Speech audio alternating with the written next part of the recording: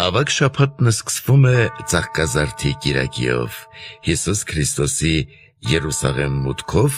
որի մասին պատմում են 4 ավետարանները։ Եվ բազում ժողովուրդ իրենց գեստները փռեցին ճանապարհի վրա,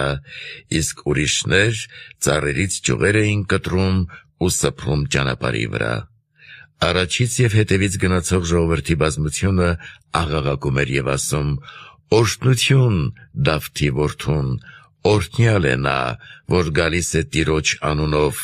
օրհնություն բարձունքներում»։ Մատթեոսի ավետարան։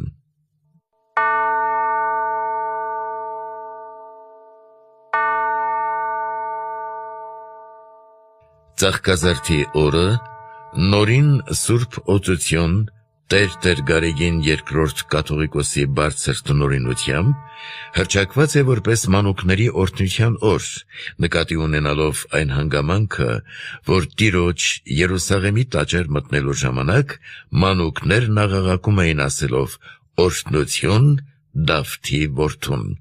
Մատթեոսի ավետարան։